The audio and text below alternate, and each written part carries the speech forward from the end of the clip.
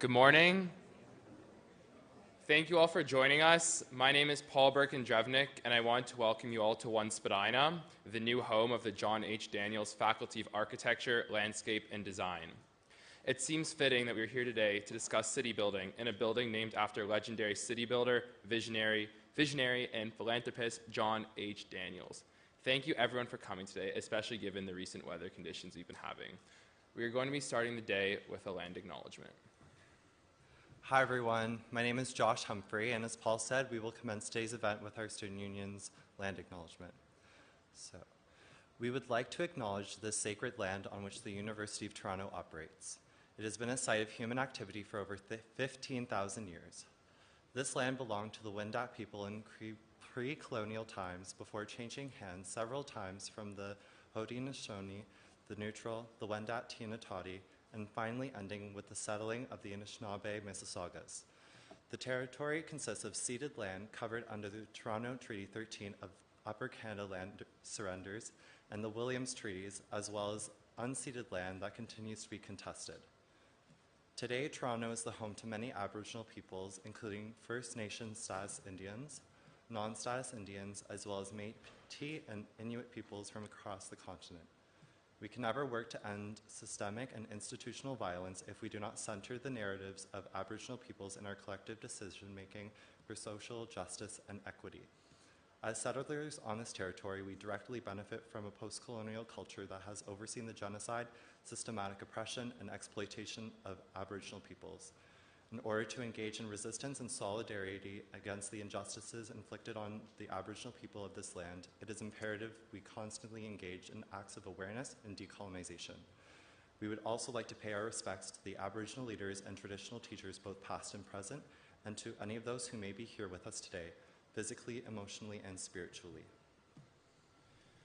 So thank you, Josh. It is important to constantly think of our Indigenous community at the University of Toronto and Canada. So I'd like to speak briefly about the history of the event. This is our second year running it, and wow, is it ever a monumental task. Between coordinating speakers, volunteers, catering, I think it's fair that we thank our incredible team who made this all possible. I'm forever grateful for all the countless hours you spent to make this possible. So could everyone who volunteered stand up for a minute, please? Can all the CBX team stand up, stand up? Oh, they're all standing? And can we have a quick round of applause for all these people? Perfect. Yes, thank you all for dedicating your time and energy on top of your coursework.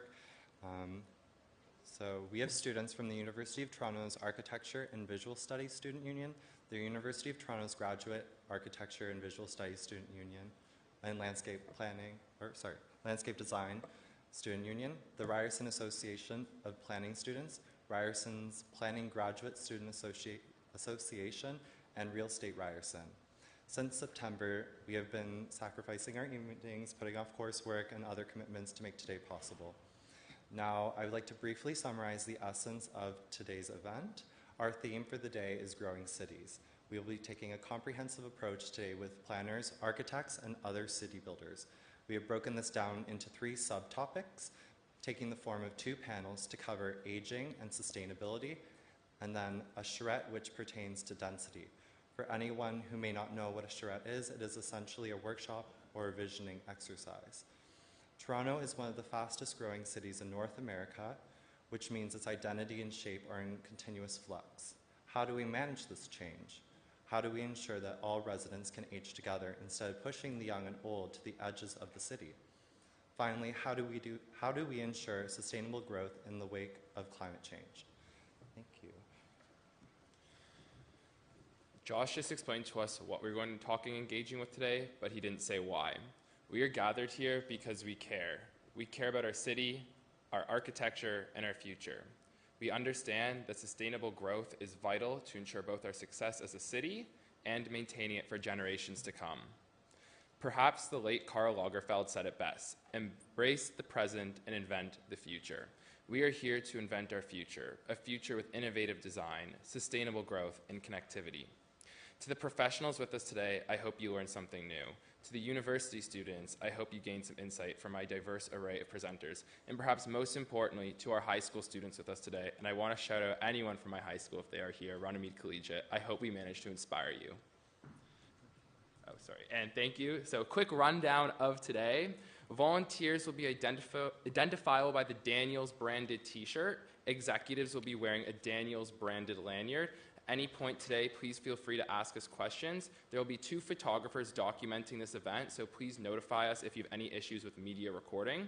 Single-user washrooms are located just behind me, and this building is fully accessible, so if any accessibility needs, contact one of us. And without further hesitation, I'd like to invite on stage Samantha Biglieri, who will be the moderator for our aging panel, as well as our esteemed panelists. Please join us in welcoming them to the stage.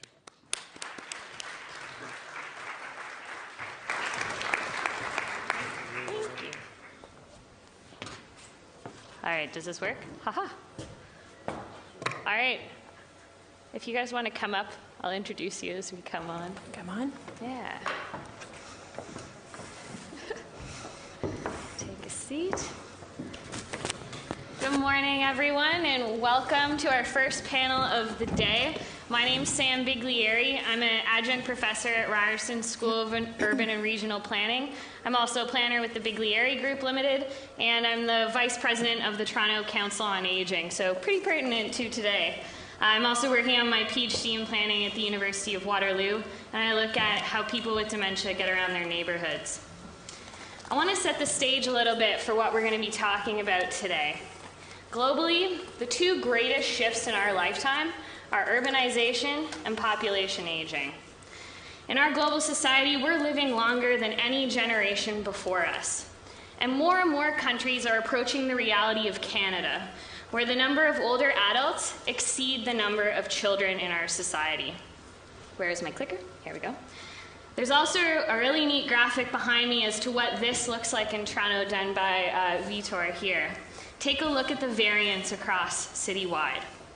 The problem is that many of our systems, healthcare, urban planning, transportation, housing, they weren't set up to serve our increasingly older populations. And we are beginning to realize that we have to change our cities to be inclusive to older adults. These changes have far-reaching implications for our economy, for politics, for the environment, and society as a whole. So where do we start? As city builders, we know the local matters. And research shows that it matters even more for older adults. There's an overwhelming desire for older adults to maintain their independence as they age, something that often gets expressed as aging in place. As people age, they're more likely to experience some kind of impairment, be it mobility, sensory, or cognitive. And if the environment we live in doesn't support us when we have those impairments, it affects our well-being. Let me give you an example. I grew up in the Beaches neighborhood, which is just east here in the city of Toronto. It's a highly walkable place. It's a place Jane Jacobs would say is alive with the sidewalk ballet, for instance. Good access to transit. And I contrast that with my grandparents who lived in Oakville, a suburban municipality. They lived at the end of a cul-de-sac. And it was this fantastic place that was a source of so much fun in my memory. And when my grandfather died, my nanny got diagnosed with Alzheimer's disease. And we watched as she lost her driver's license, she was too scared to take transit, and she couldn't walk anywhere. And we watched as this place that was full of so many wonderful memories became a prison. It impacted her social interactions, it impacted her mental health, and her overall well-being.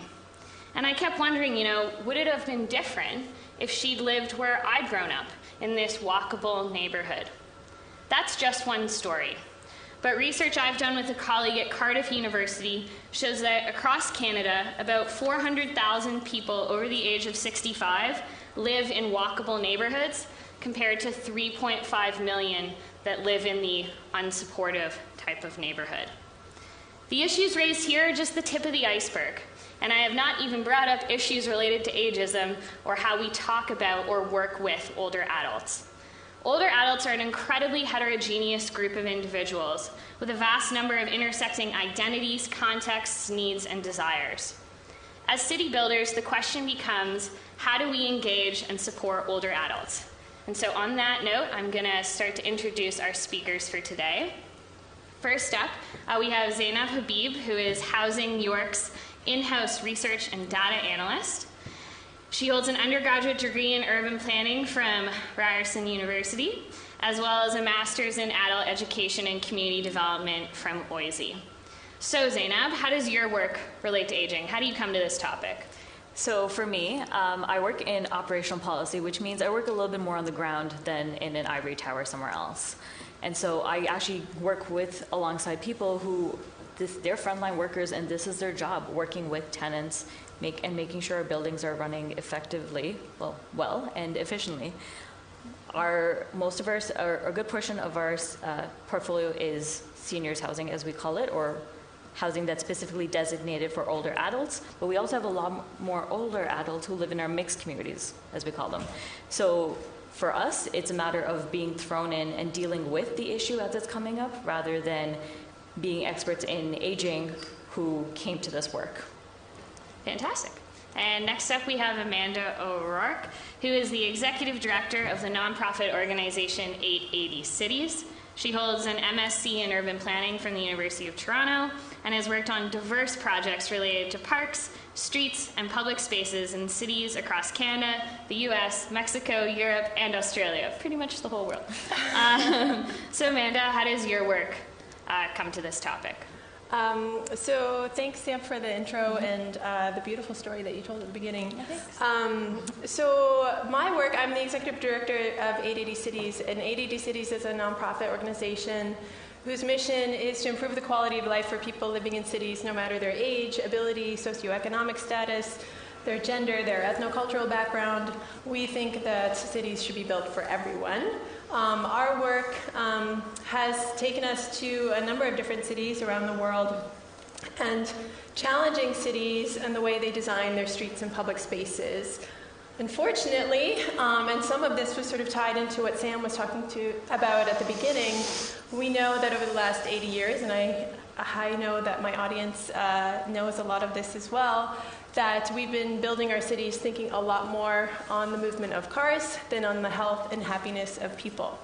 And so we really try to challenge cities to rethink the role of their streets and public spaces by asking a very simple but we think powerful question, and that is, what if everything we did in our cities was great for an 8-year-old and an 80-year-old? Then we believe it will be great for everyone, hence the 880 Cities. So as an introduction, my gift to everyone in the room is your very own set of 880 goggles.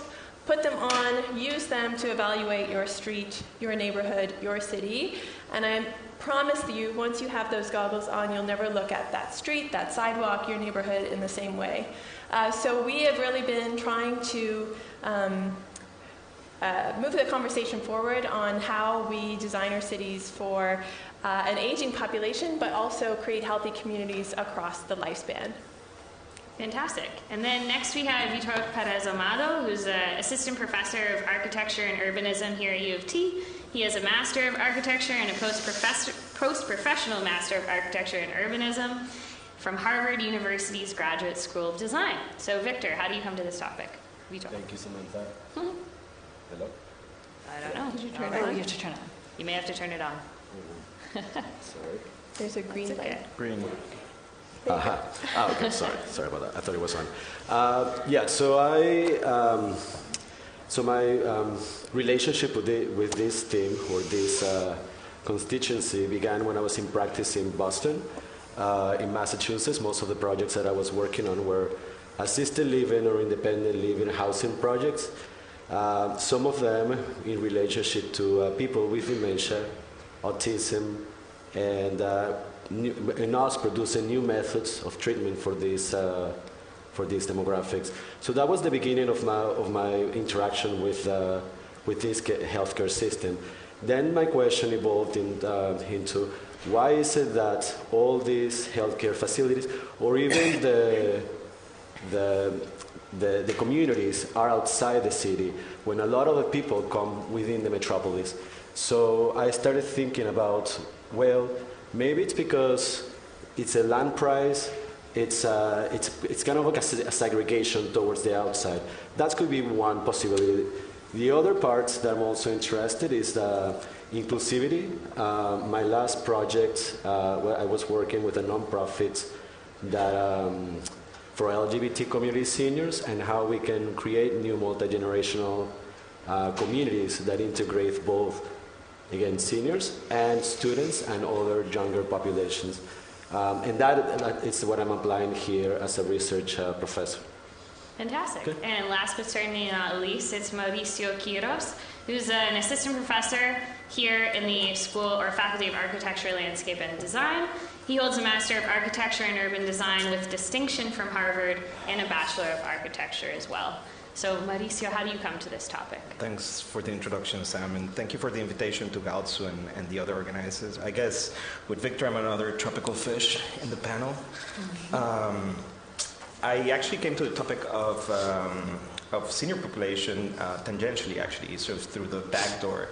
I'm part of this research initiative called Student Dwell Toronto, which is a grant by the 4 presidents of the universities of Toronto to study and research the crisis on student housing, not the housing on the elderly. But very early on in the research, we actually discovered that both the student population and the aging population, they don't register in the system as all the other ages or constituencies do.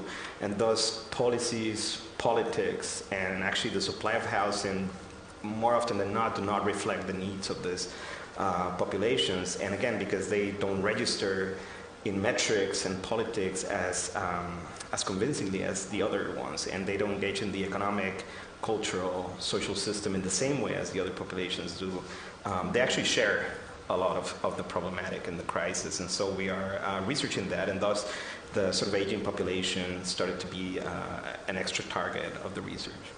Fantastic.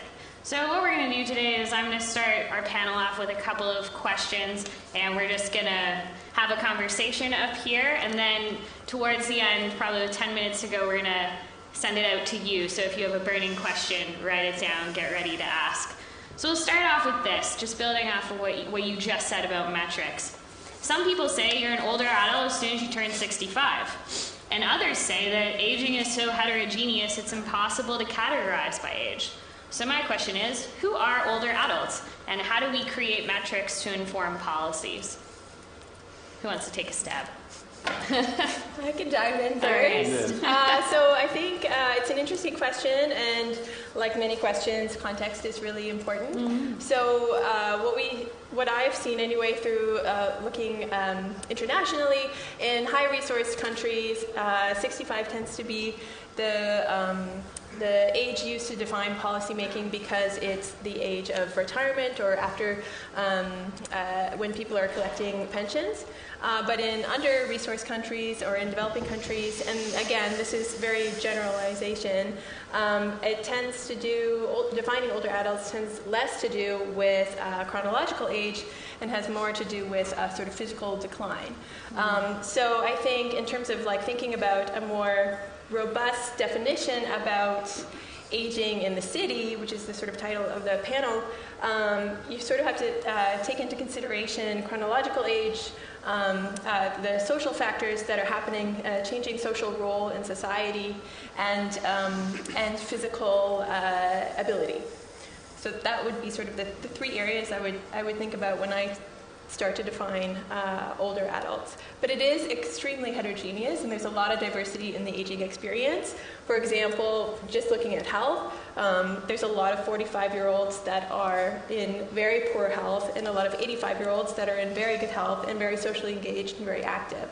So it's hard to sort of like just pin it on chronological age. Mm-hmm. Do you want to build off that? No, I totally agree. Actually, I was having a conversation with one, a highly recognized person here in healthcare, and he was telling me that this number is just very not accurate, because in our future generations or our generations, people are not taking as much care of, and we are going to see this summit or this big pool of people that are going to be younger, as you said, 45 or even at the end of their 30s with chronic diseases in that case, or with health problems that you might have seen like later on in older adult age. Yeah. Mm-hmm. So if I were a planner working for the city and my counselor said to me, I want to build an age-friendly strategy and I want to focus some programs to specific areas, how would we pick the areas?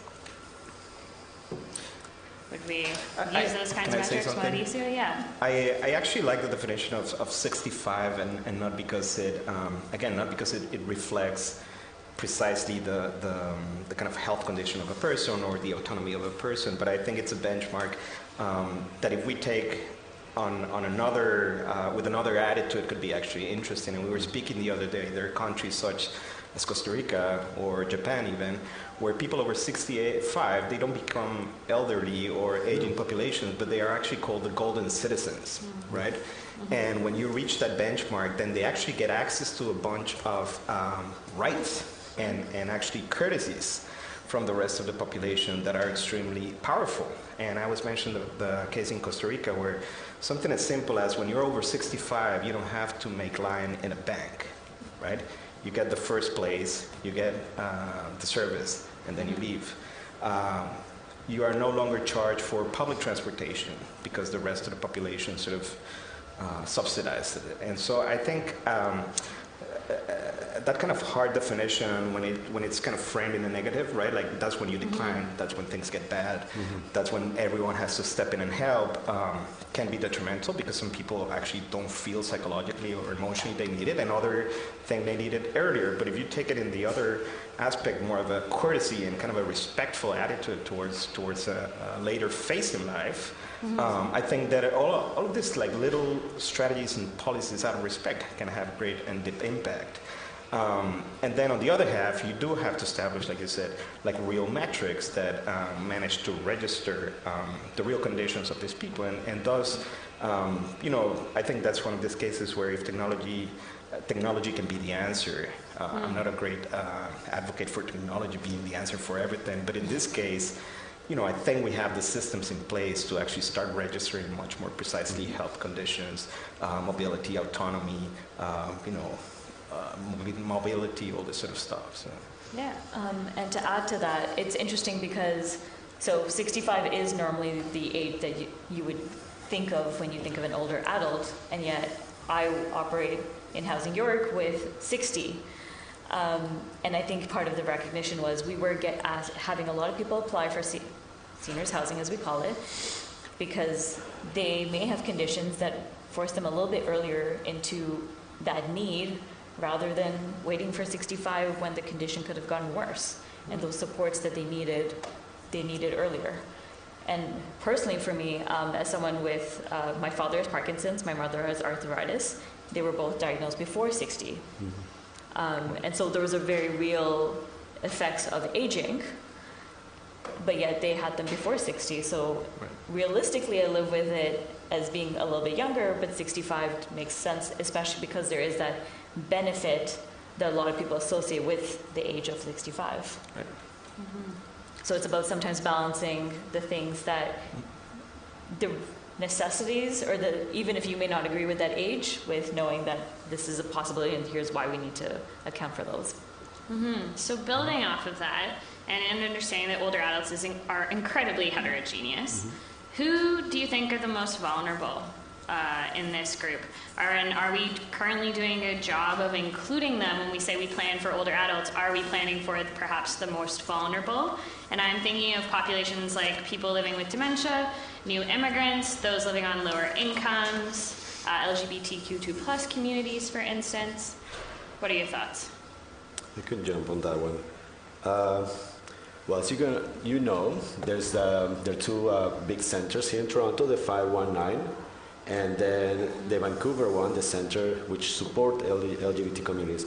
So yeah, these communities, and I'm going to talk a little bit about each one of them, the LGBTQ2S, there's no real data or there's no statistics in Toronto or in Canada of where they are, of necessities. There's no real demographics. And by 2036, this population is going to be like 25% of our Canada population. How is it that we are not discussing these demographics as all the other demographics? That's one thing. Then the second one is gay seniors, based on these demographics, tend to say that they have to go back to the closet because of the stigma when they go to these retirement centers, when they have to go to other communities. They cannot be themselves, and they have to go back because of stigmas, because the people that are working in the actual healthcare are not prepared, or they're not educated in the topic. So it's very sad to see this kind of behavior. For example, I have a story here from CBC in an interview where this person says, do you remember back in Canada in 1969 when it was illegal to be gay? And she says, yes, of course. I have to be persecuted all the time. And now we are still, after all that fight, we have to go back into the closet. Many of us, we are in isolation. Many of us invisible. Because we have been so stigmatized for years that we are afraid to speak out. For example, she had to go to the hospital, and she said, this one nurse came to me and said, look at you, you're a mess. It's bad enough that you're one of those, and now you have to come and be cleaned up. And that's humiliating, right? That is not a proper healthcare. That is not proper ethics in our society. So there has to be more education. There has to be more preparation for different constituencies. And that's not only for the LGBTQS, that's a minority, right?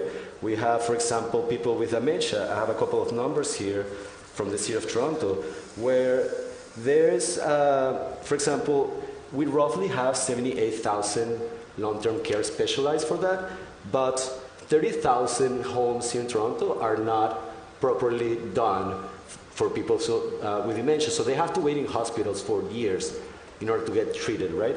So how do we deal with these numbers? And in a population that it's really growing fast? Then the question of dementia goes back also when I was working in one project, remember that even seniors tend to segregate on people with dementia. Oh, I'm not going to go to that aisle of that building because those are those people, right? So there's more education. Like, we're all going to get there sooner or later. That's the stages of our life. Then segregation with minorities. I would say that that's also a big problem, right? Because when you go to communities, other places, when you're retired, you tend to see that it's either Caucasian, it's either this, it's either another type of group of people, right? And then you hear comments like, oh, she's so well-spoken. Or, oh my God, he's gay. Oh, her mother had must have a really hard time, right? So these kind of like also are racist comments that need to be put on the table and said, this is not correct. And then another topic that you mentioned is affordability, right? For people that are seniors. In Toronto, our problem is that affordability is not based on income, it's based on market rate on property, right? So if you go to downtown and there's apartments, and apartments are $1 million, affordable means 500,000, right? So that's what we are being offered. And obviously senior people, or people that are retired, they cannot afford that, right? Or the majority of people cannot afford that. So there's a couple of concepts that we should be redeveloping here. Yeah. Maybe. And it's, and it's interesting that you brought up all those things, because I'm thinking of how that applies to our residents in our social housing communities. And some of it is true. I would imagine that we do have seniors who have become closeted because they can't otherwise relate to the other seniors if they were their true authentic selves. We have seniors we have often conflicts in our buildings where, let's say, more of a certain ethnic community is moving in, and some of the seniors who are a little bit older and who've been established a little more, as they would call themselves, the Canadians, tend to feel a little bit antagonistic towards those who are newcomers or who don't speak the language as fluently as they do. Citing complaints like, you should put English classes in here. So it's about, because they need to speak our language. And this has also played out with our staff, right, who may not be white, heterosexual, the norm that they're used to and that they would prefer to be served by. So sometimes these things play out even within the communities, and how do you bring that together and acknowledge that they do exist, but also we can coexist. We don't have to, we've had to struggle with these things too as operators, because we're landlords. That is our main job, but at the same time, we are social housing, so that is often the last resort for somebody. And if they can't find community within that, it becomes very difficult for them. Yeah, I mean, I think those were excellent points, and I think that the overall approach is really that systemic inequalities do not disappear when you're aging. They're there throughout the life course, and these are inequalities that are we see in the housing sector, in mobility, in the right to participate in city building decisions, and even the right to sort of engage in public space and public realm. Like, our work is very much focused on improving the public realm, and social isolation is a huge challenge with an aging population. And we know that the risk factors for social isolation are things like compromised health status, having disability, lack of access to transportation, not having close family or contact with neighbors, social contact. So all those risk factors are the ones that I think, in terms of how to address, those are the things that we need to try to reduce, those risk factors. And that's how our work is really focused on improving the public realm to decrease those risk factors. Yeah. All right. So some argue that we should be encouraging policies that encourage aging in place, like retrofit programs, for instance, where you get a subsidy to upgrade your house to become more accessible. However, the opposite of that, should we be encouraging people to age in community, so to give up living in their single family home to move into perhaps a more accessible apartment? And what's the best approach in terms of policy? Go ahead. I can jump on that. Let's define again. Like, when you aging in place means that you can age at your house. You can you take your decision to stay in the place where you have been there for your entire life, or you can and you're gonna go through all your stages of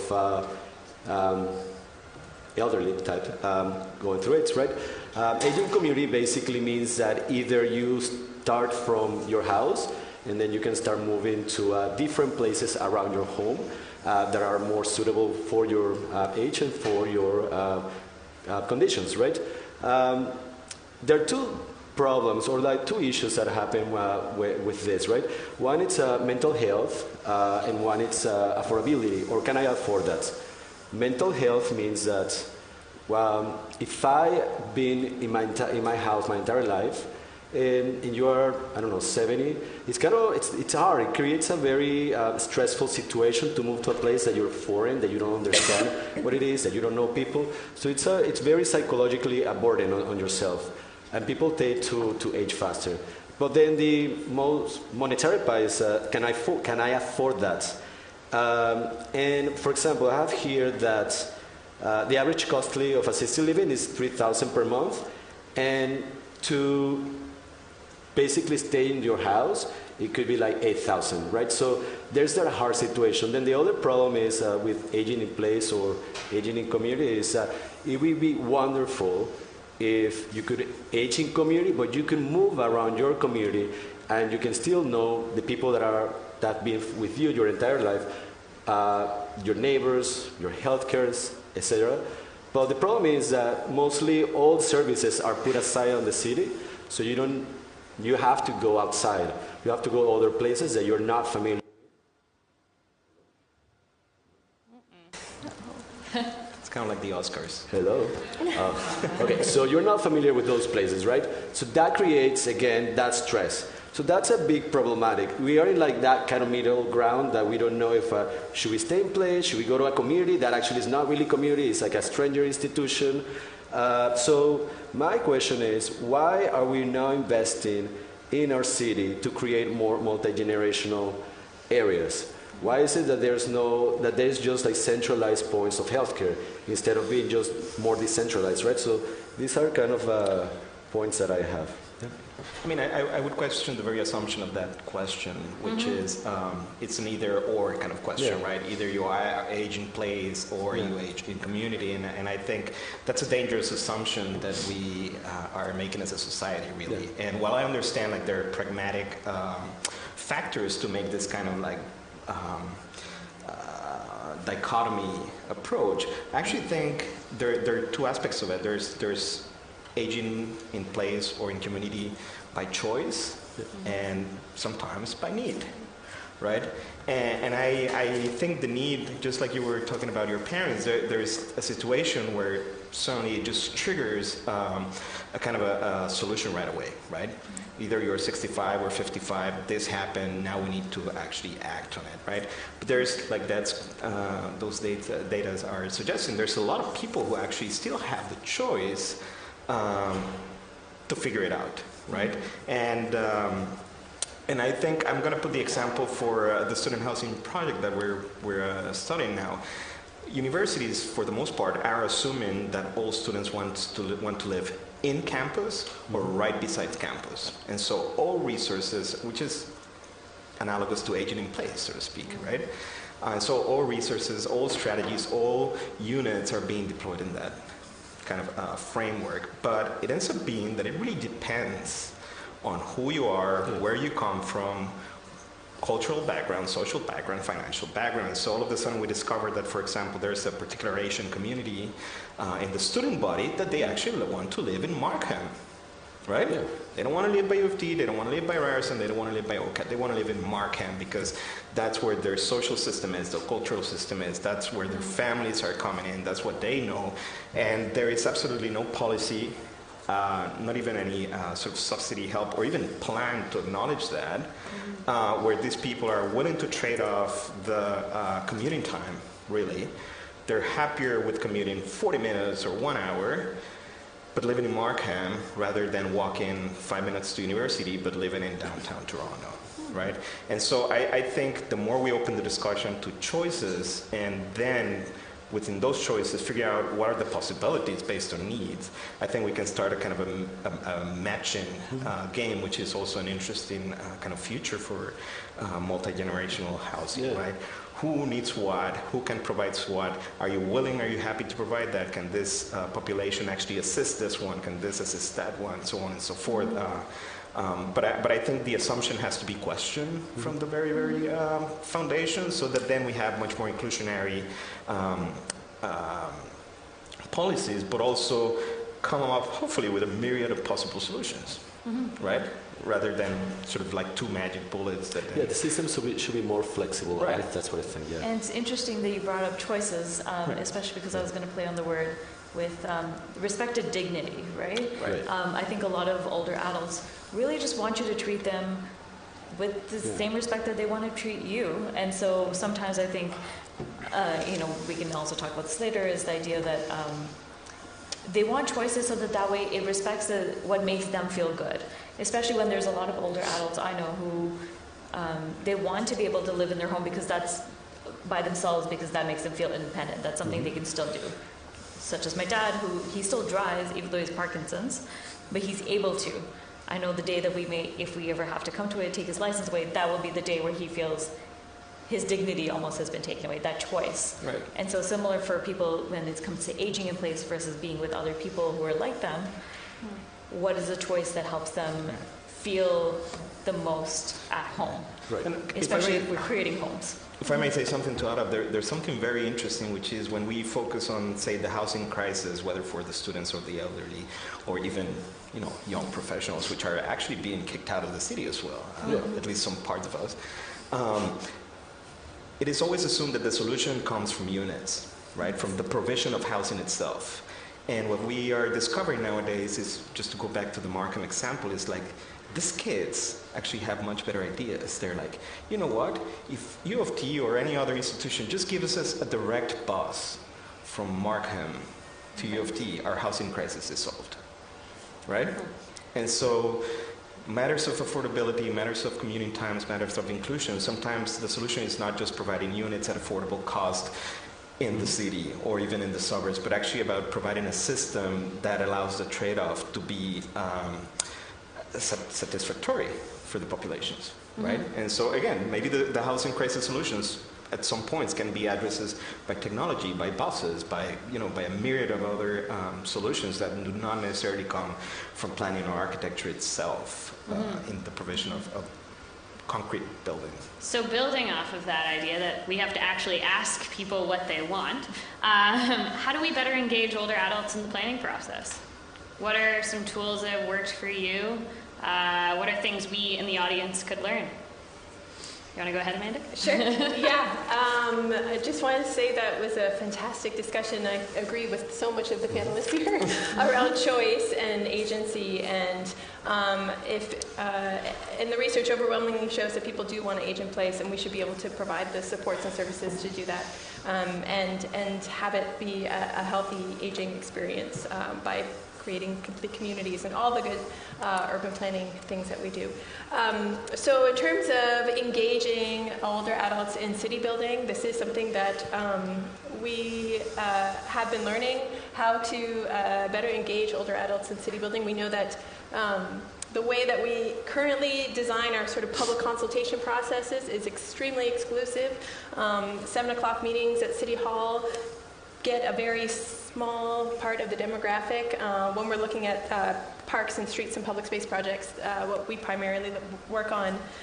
So we've been doing a lot of sort of what we call unconventional engagement, trying to go directly out to communities and engage directly with target demographics, whether it be older adults, whether it be youth, whether it be families with young children. These are all populations who have been historically underrepresented in city building decisions. So a lot of these tools and methodologies really work across the spectrum. For older adults, it's something as simple as going to where they are comfortable, working with trusted local partners who have established relationships with those populations. How many people have been at a public consultation when there's 6 planners or architects up at the stage, and the meeting is maybe 20 people, all of a similar demographic. This is not the way that we get a more diverse representation in designing policy and public spaces. So we need to go out to the communities, connect directly with them, and there's very simple tools in terms of making the way to engage in the conversation more simple and more easy to understand for people who are not technical experts. We tend to have, as planners, very flashy PowerPoints and very exciting drawings and renderings, where it can just be a very simple conversation with cookies and tea and tell me about your needs and your daily life needs and supports.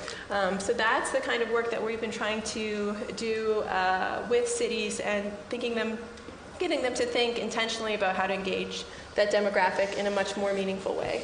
I agree. I remember one of the projects, Lathrop Communities back in Massachusetts.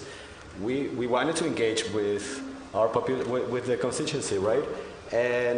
But also as architects, again, we tend to, here's our project, here's our design. Instead of doing that, we presented a couple of options, and then we said, here are the papers, here are pieces. Now there's a sketch paper, let's all draw together. What do you want? While having, again, like coffee and cookies. And these demographics are actually better, in my opinion, and more creative than architects. They created so many good ideas, like protection of forests, everything in that. Even they came out with ideas of farming to treat people with dementia, with autism. So it's you have to engage with them, not as again, not with our designer hats, but more engaging as a social work or like community-based, right? Yeah. And then I remember one thing that they asked me. It's like, can we make the traffic lights longer, like the time? Yeah. We cannot cross. I was like, oh my, that makes so much sense. And why is the crosswalks white? Like we cannot see them. Like why they're not bright colors? Like, oh, that makes sense too, right? So those are little things that we, and the city, as you said, that we take for granted. Or like even like when you walk, it's like, oh, there's like 2 bus stops right there. It's like, yeah. So how do I get from point A to point B? I cannot even see it. I can. Yeah, so these are like little details that we should be considering as well. Mm-hmm. Yeah. Did you? I think it's interesting. Well, for me, sorry, I'm just soaking this in because this is stuff that we're always trying to think of. Yeah. But agreed with the small approach, especially when we've done design choices, let's say at our buildings, like here you get to pick between these 2 floors and whatever, like on a very small scale, right, in a building. However, whichever floor gets more votes, that's the flooring that that everyone gets that particular upgrade. But you do have to follow through. You can't, by mistake, have the other flooring go in, because they will know that you asked them and that you didn't listen to them. Right. That you didn't. So it feels like you don't want people, older adults, to feel like you ask for their opinion and then just dismiss it. Yeah. So that's also a cautionary word of advice. That's a really important point, and there has to be a lot of transparency in the process of what exactly this city or whoever you're representing is bringing to the table. Like, what is the investment that the city does have? Because you can really erode trust very quickly with communities, whether it be older adults, communities of color, communities that have been disproportionately negatively affected by urban planning decisions. You can really quickly erode trust if you don't follow up on those actions. And they will know that you're doing it if you don't follow through. So what is one policy or maybe a design principle that you would encourage all of us city builders in the room to maybe advocate for tomorrow or think about seriously? What's one issue you think we should take to duly note, as they say in Candleland? Walkability, walkability, walkability. That's what I say. I think it's so important when you're thinking about the aging population and any population. I mean, for example, my walk here today, this is a new building. It was very hard for me to cross Spadina. The sidewalk was not plowed. If I am an older adult with a mobility device, I would not have been able to do that. And this is a new building and a new design. So having simple things like good maintenance of our sidewalks. We're working on a project right now to try to improve social isolation in the wintertime, which is a particularly isolating time for seniors who we've talked to older adults who don't even leave their house for a few months of the year because they're terrified that they're going to fall. And so, to us, by focusing first on creating a good pedestrian environment and having that sense of independent mobility for children and older adults, for moms with strollers, for everyone, this is like a no-brainer. That's true. On the other side. Anybody For else? me, it's also to add on that, transportation, right? Transportation, there's like other countries that say, even Bangkok has a system that is just for seniors where they take you from different places, shuttles, minibuses, and that's something that we are lacking here as well. And as Mauricio said, we are also lacking the benefits of older adults and specialized transportation where to go to different places. And I totally agree with the walkability system. The other part that I would say is redefine the concept of, again, affordability based on income, and then improve many things. Crossing, light stops, and also I would say that one more thing would be decentralize the healthcare system. We cannot just have long-term care facilities around the entire city, which are not sufficient for our future generations. We should have more of clusters around the city that specialized in different communities, that specialized, and that way people can be rotating, the healthcare can go to your house, come back up, etc. I mean, I agree with walkability and transport. That's kind of sustainability, right? Nobody can disagree with that. But I think there's a kind of an underlying conceptual issue that I think the idea of the aging population being thought about as being a burden to society, right? And I'm saying this because we were reading some questions before, and I think... It's my last one. It's good. Keep going. Sorry, I ruined the party. It's fine. You're on the right track. But it's kind of like this I think it was Denmark, where there's an ad that says, right, like, it's not like you're stuck in traffic. You are traffic, right? And so to think of the elderly population as something beyond or outside society, I think it's already a huge problem, conceptually, right? They are society, we are society. It starts from zero till the end. I think that's one. And then the other problem I see is with conceptualizing either, by the way, the 8 to 80 thing, I think it's wonderful, right? It's like before 8, you're a problem, and after 80, you're a problem, right? And now we have to deal with these things. I don't think that's fair, really. That's to all of our detriment. And so I really think as a policy, and this may sound like very innocent, but in all honesty, when you start thinking about people, let's say 65, but that's debatable, golden citizens, right? Instead of the elderly, instead of a burden, instead of another part of society, but actually the source of pride and kind of gratefulness for a whole society. I think when you do that and then you start giving them sort of back, really, what they have provided for society for 65 years, right? I think that shift in mentality, the fact that you can go into a bus in first line, the fact that you can go to a bank and avoid lines, the fact that you're being treated with a name that actually sort of is a sense of pride, I think that would shift a whole conversation on housing, healthcare, transportation, walkability, and again, make these populations more the sense of pride of a place than the sense of a burden, which I think is very important. Yeah, and I think it's about, if we change our mindset, everything else will flow from that, right? The hardest thing is to change how we as designers think about people who are different from ourselves. And that's it. Go ahead. On that note, I want to remind everyone in this room that we're all aging, and to sort of recognize our own conceptions of ageism. And ageism is really interesting in that it's of the isms. It's really you're marginalizing yourself. We're complicit in marginalizing ourselves. We're all future older adults. So it's a bit crazy when you think about that. And then also thinking about that, Sam, you started off talking about how lifespans have increased and the aging population is increasing. This is an amazing achievement that our society has been able to do. I mean, my children will likely live to 100 years old. That is an amazing gift if we plan our communities and cities right to have healthy aging. And I think to your point about shifting the mindset around not being a burden, I think it's kind of crazy that we do it because it's such an amazing achievement that we've been able to increase our lifespans. And everybody in this room, I would say, wants to have a healthy, long life. I mean, the alternative is not so great. So just sort of thinking about ageism as something that we're all sort of responsible for and can shift that thinking. Yeah, and I think with that, I'm going to open it up to the crowd. Questions?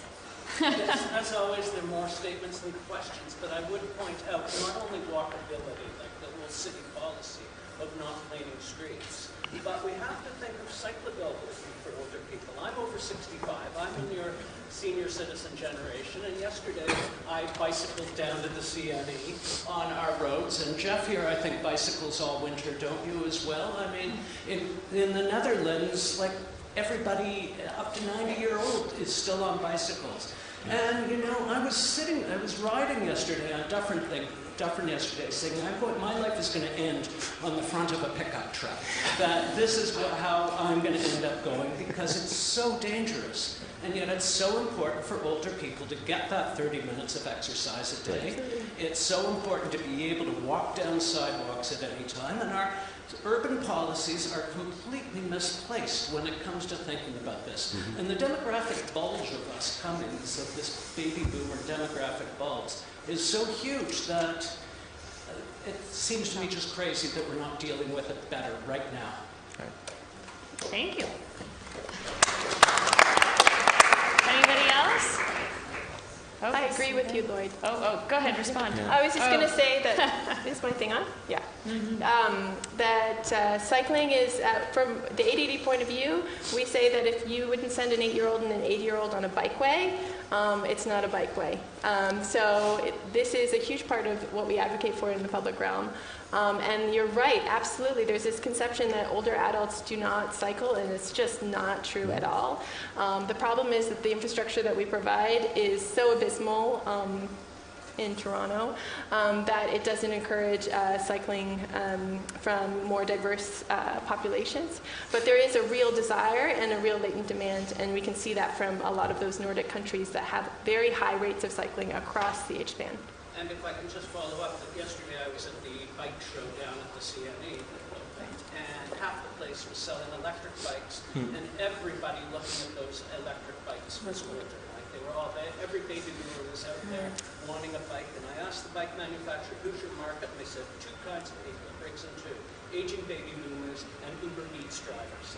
So, you know, that's a lot of aging baby boomers who are going to be on these bikes. Yeah.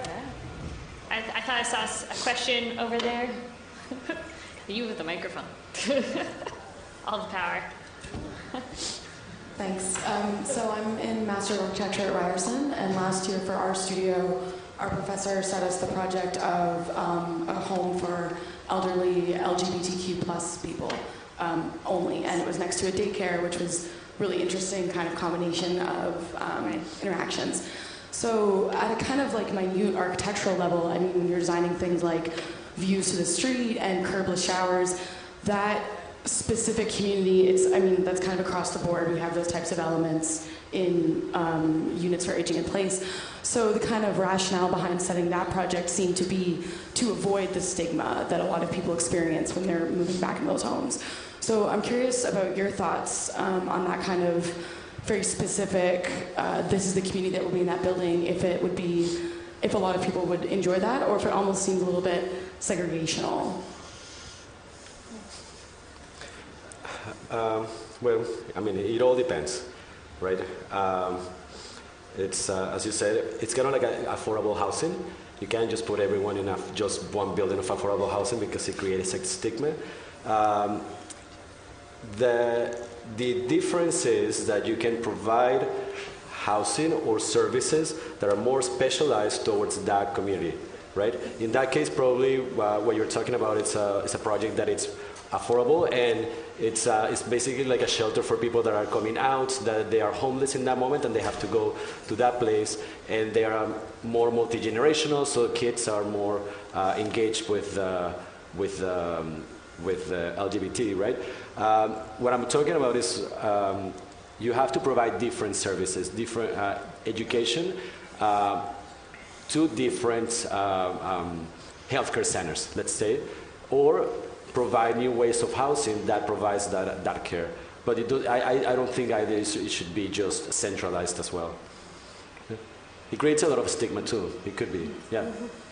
Your neighbor had a question? Or you can yell, one or the other. Good morning, and thank you all very much for your perspectives. I do strongly believe that governments have a responsibility to their constituents to continue to ask how they can do better and if their policies are relevant and applicable to who they're serving and who they will be serving. But with the frequency of changes in government, that puts a lot of people into precarious situations. There are a lot of organizations and agencies that are excellent at what they do. They're trusted by their community, but they're continually afraid of their sustainability or their ability to continue doing what they're doing because they're worried about funding cuts, because they're worried about austerity. So I'd like to know what we can do to support those agencies as opposed to only focusing on the policy that we are as opposed to service delivery role, more in a supportive role. I guess I'll try to take a stab at that one just because I am on the government side. But because of municipal government, the changes don't seem as, we are able to transition a little bit better. Or at least maybe I'm just lucky that way so far. So we do work with a lot of other agencies that are funded, by, let's say, provincial or federal governments, where the changes seem more drastic in funding versus at our level. I'm also very lucky to say that I work for a government that is very invested in affordable housing, and because there's a lot of their constituents, many of the more influential constituents are seniors or older adults. if we've had political inquiries or things have escalated politically at work, it's often a senior, older adult resident, because the residents that we know, they recognize that that they have the connections and that they have to advocate for themselves. So I think even with the programs that they want, sometimes we've been able to help some agencies actually work with us because our residents wanted it. So sometimes I think it helps that, so the support can come from there. And I think for us as well, we often recognize that our community partners can do things that we cannot. Like if we are a landlord, like we know this is our jurisdiction, and we're not trying to be a supportive housing agency. We have to stay relatively within our bounds because we are also using taxpayer money. But can we help get them funded through some other ways? Yes, we have. So I think to answer your question in a nutshell, sometimes I think once we understand that value as governments, that they're also agencies, they're not competing with us, but they can actually enhance our work and help our residents be happier. That's where we have been able to support. But I'd be interested in hearing someone else's perspective. I think the involvement. You can also participate. You can also volunteer. For example, there's the Rainbow Railroad nonprofit, right? And if you go to their website, they said, we are looking for volunteers. We're looking for people to help us get donations. So can you do something in your restaurant so we can get money? So it's our responsibility as citizens also to collaborate with these nonprofits, with these organizations to make them better and to keep them alive, right? We cannot just rely on government policies and government institutions to do all the work for us, because that's not the way that things work. We are a city. We need to be more involved in it. And if we want to make it more pedestrian, we have to get into it, create a VIA or something, yeah. On that note, I would say political involvement. I mean, voting. We know that municipal elections, about 40% voter turnout. We can do better on that. We hold our politicians to account, and our elected officials to account on these issues, and raise these issues. And good old-fashioned community organizing and involvement and participation in them. And I think it's no secret that the political arena is getting ever more complicated exponentially, right? And especially the shift between left and right, it's kind of like the elephant in the room. And I think your question points to that, where the kind of long-term run of some of these organizations is actually in danger because of a very sudden change in politics and ideology very fast. And so just like you were saying with walkability, I think we have to engage and resist if we actually believe in these things, and we need to support because at the end of the day, I think the kind of politics that are shaping up are going to force us all to stop being terrified witnesses, right, of something happening elsewhere, and to actually start being active. And I really love your not your question, but actually your comment, where you are on the ground biking and you are speaking up, and I think you are expressing your voice and your concerns. And it's very funny that if we look at the audience, including ourselves, everyone looks like 22, right? And you look like 45. But so when you actually speak up from your point of view, I think all of us listen, really. And so to your comment, I think we need to speak up and speak up and speak up and resist, because we're not going to be delivered that from elsewhere, at least not on the long term, I believe. And so it is time to really, stand up and stop being just a witness and really being active about it.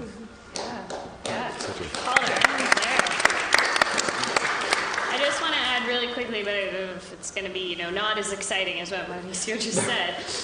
But in Toronto, we have the Toronto Senior Strategy, which is primarily run out of the City of Toronto, but it also has an accountability table of which 880 Cities is part of, the Toronto Council on Aging is part of, the Canadian Urban Institute, and so there are all these different community organizations that are trying to come together to make the city better, and we do need to support those organizations. As a nonprofit, we're relying on grants. And they take a long time to write, let me tell you.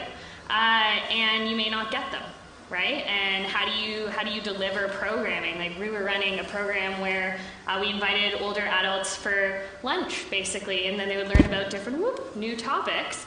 And that program, we were able to run it for 6 months, and now we have to apply for more money, right? So, yeah, it's a reality. But it's interesting. I think her question is very relevant, and I'm sorry I stepped in, but it's even like there are politics who don't even want to deliver a program, right? And I think that's the deep problem of it. It's not even financing. There are actually people in politics who just want to get rid of these things all throughout. And right, and if you're lucky, they want the private sector to deliver it, and if bad things go bad, then they just close the door and call it a day, right? Everyone's on their own. So I actually think there's a lot of supervision, citizenship, activism that needs to take place. Yeah, and I think we are almost out of. Question. Okay, good. Yeah, we have time. Hi, gentleman. Gentleman on the left. Good point about making. Your left or my left? You. Oh, God. Okay. Now I'm scared. It's a good point you raised about making seniors more of an opportunity than it's a disadvantage. And gentlemen in the front, a good point. If some 65 plus do want to use bike lanes, what are the potential to make the bike lanes something sexier sounding than multimodal lanes? Because somebody in the picture as a walker, what about the scooters, places next to them, or have the red carts that scoot around with that? Not everyone can use a bike, whether it's e-bike or whatever, balance or physical disability. We're going to have more seniors. There's more people with mobility carts. It gives them more personal freedom. But we have to start thinking about where they parking these carts are bigger than bikes. They can't be blocked up with bikes. It's political support. When you have a bike lane, you're appealing to our demographic. Like, yeah, it's cool. They have downtown bike lanes. Even though those are suburban bike lanes, you start reaching into all these areas where they're against them because they see it as a thing for a certain demographic. How do we say, no, this is for everyone? How do we bring, say, seniors on mobility carts, limited to whatever, 30K an hour? How do we incorporate that? I know it's 3 questions in one, so I need to... I mean, I wish I had a good answer for that. But it's no secret that biking in Toronto is an extreme sport, right? Regardless of age, by the way. It is an extreme sport for me, for my kid, and for seniors, and right? And I used to really like my grandmother, who actually passed away recently and got me thinking about the elderly. And she's like, a lot of these things are just common sense, right? It's not rocket science for the most part of it. And it has to do with will, politics, and resources a lot of the time. So the fact that there is no division between the bike lane and the street where the car runs, and your kid or your grandfather or yourself can go from the bike lane onto the car lane, it's a no-brainer. That's actually not working. Right? And so there's a lot of politics involved because cars want more space, politics want, some of them want space for cars, some of them want space for bikes. But bottom line is, if there's not such division, it's a dangerous bike lane, right? If the texture of the street and the composition of the street is different to the one of the cars, and it's a safer one. If it's asphalt, such as is the case in Toronto, it's dangerous, right? The back and forth lanes and not the single lanes, which Toronto has. But if you go to places like Montreal, they already have incorporated a lot of these things, which have makes cycling much better for the citizenship. And so I think if we actually look at a lot of these case studies, they already figure it out, really. And it's just a matter of will and a matter of a bit of a pushback from cyclists, I must admit, where we have to start, if you like cycling more than driving, then we have to start calling on that space and claiming it our own politically so that these changes are made, I think. But for the technological and design aspect of it, I think it's quite figured out elsewhere, right? And it's just a matter of will and implementation for the most part. I'm going to add one anecdote to that. In terms of your question around the new technologies, what we've seen, so San Francisco's Market Street, I don't know if you've seen it, they've been really sort of at the cutting edge of dealing with the new, like I think it's lime scooters or bird scooters that are there, cycling and transit, and how to deal with these new new modalities I've heard has been called, which is so funny to me. Uber, we had a meeting with Uber the other day, and they said our new modality area. I was like, walking and cycling is new. It's been around for a long time, guys. But anyway, I digress. The thinking about the lane in Market Street in San Francisco, what they've started to do is think about speed rather than the type of vehicle or use. So that includes cycling, it includes scooters, but it's broken down by speed. So anything 30 that can go 30 kilometers per hour or lower, or maybe it's 25, I can't remember. So that's a way to sort of designate these sort of new micro-mobility lanes that encompasses a number of different ways to use that space in the street. But it's a really interesting time to think about those new technologies that are coming in. And then on your note about cycling for seniors, I've actually heard a lot from older adults that they really prefer cycling because they have bad knees, and cycling is a great way for them to get long distances as opposed to walking, and there's a great independence. And there's a lot of great bicycles out there, so tricycles, the electric assisted bicycles. So there's a lot more options out there for people with different mobility needs. Fantastic. So I think we're going to wrap up the panel as my great... Oh, did you have a question? Do we have time? Are we? Sure? One question way in the back there. Oh, did you raise your hand? Yes, okay. You're going to have to yell for a microphone. Oh.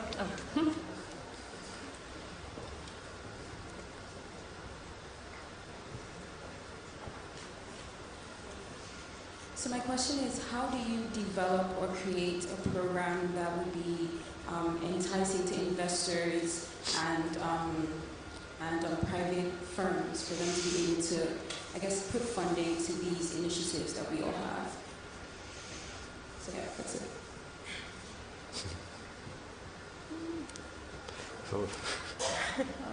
Healer? Wow. Deals with private developers.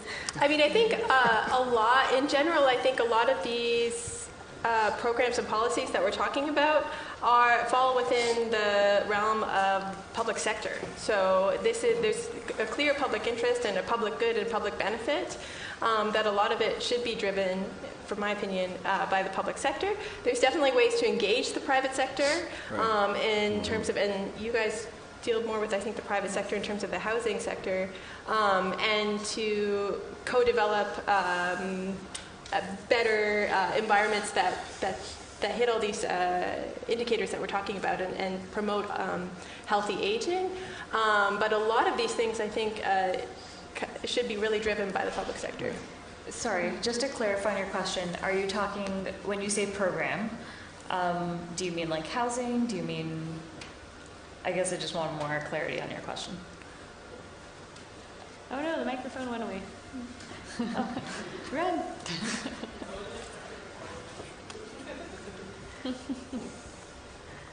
So please can you repeat yourself? Sorry, can you repeat your question and then I'll try to get... I wanted to know how you would be able to create a program that would invite more investors to be able to put funding in these. So when you say program, do you mean housing? Do you mean just because I can speak to... with regards to the aging population, aging in place, even with services, not necessarily like a built form, right. How would investors put money into these services without having to wait a long time for grants to be granted? Right. Oh. So actually, so I can speak to at least housing.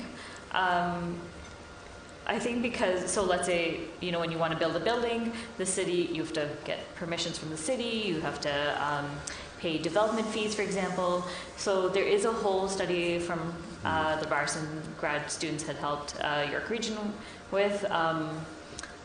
Do you want to speak to that one, actually? I was part of that studio group a long time ago.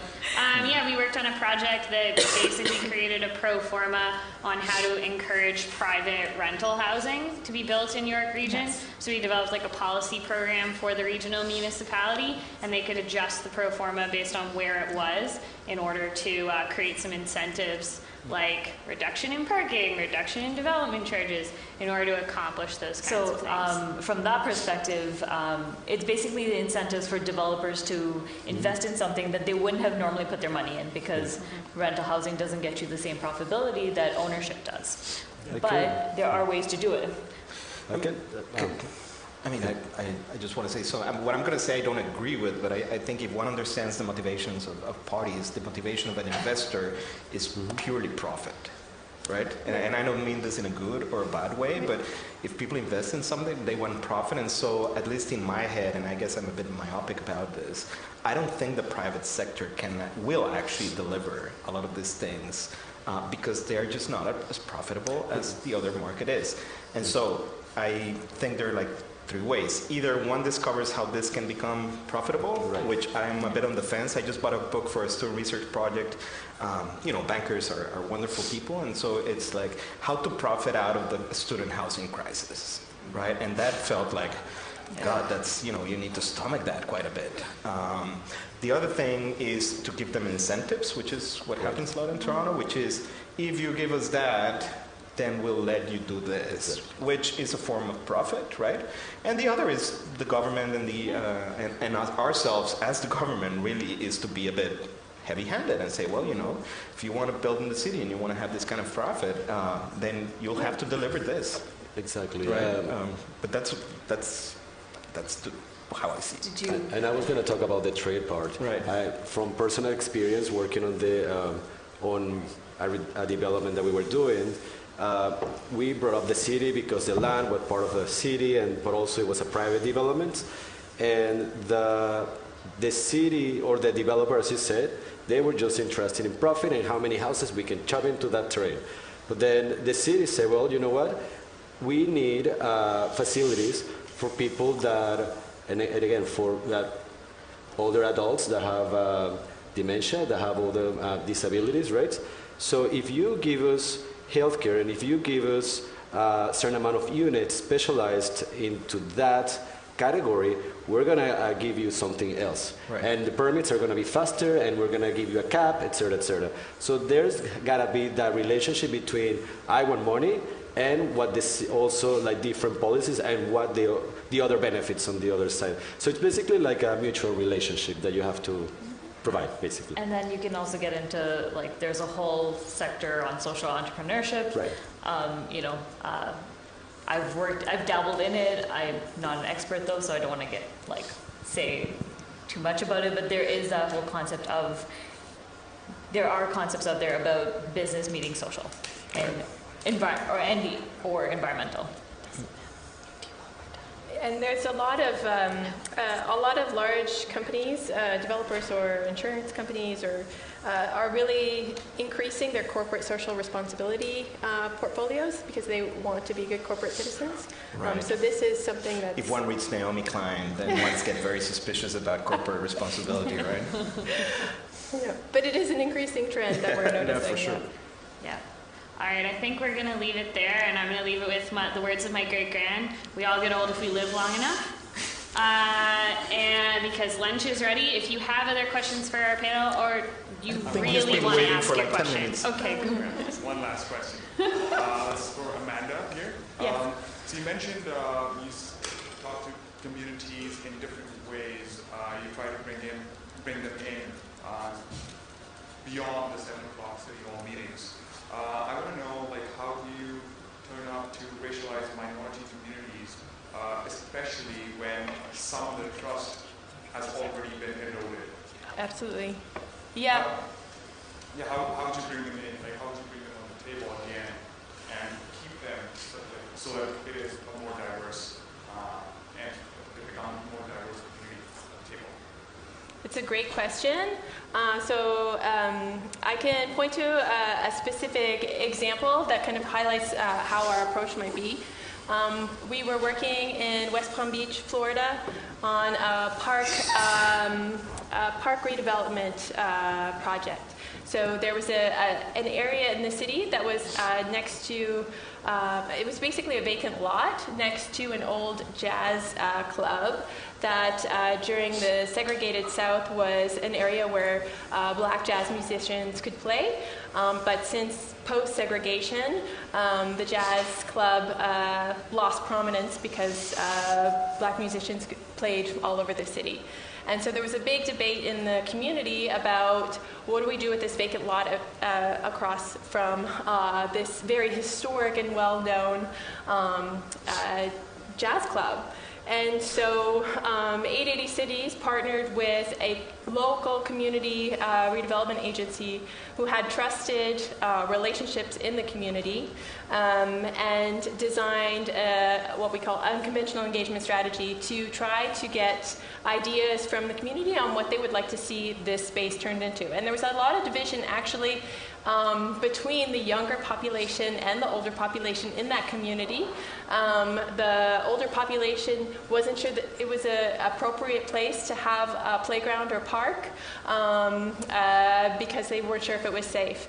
And then the younger families wanted to see something interesting happen in the space, and there was a lack of green space in the neighborhood. So what we did is we did kind of like this prototyping festival where we actually came in working with local community partners, gathered ideas from the community on what they'd like to see in the space, and let's test out what a park could look like for the community. So we brought in like tire swings and chairs and some programming elements, and sod, so that people could kind of imagine what the space, this vacant lot, could look like, and how people would use it. And it was an interesting process. We did, we met at City Hall with the mayor, but we also met in church basements with community organizers. And it was really about creating an opportunity for a lot of different engagement in the space, ideas, but also for them to experience it in action rather than sort of looking at like a cool rendering, like I said before. They could sort of experience the rendering in real time and give ideas on what the prototype meant for them. And it actually was a really great process to, in the end, and it all sounds like I'm tying it with a bow, but just for simplicity's sake, there was a real agreement. The tensions were quelled because the older adult population in the community really saw that this younger local population desired having a space to play. And there was a place for them to sit and watch and enjoy as well. So that's an example of sort of how we would approach engagement and some of the tactics we would use. But it's always really important, especially from our perspective, to work with a local partner who have trusted relationships that are deeply rooted in the community, especially when we're sort of coming in to help galvanize. Yeah. Fantastic. So we're going to wrap it up there. Please join me in thanking our fantastic panelists.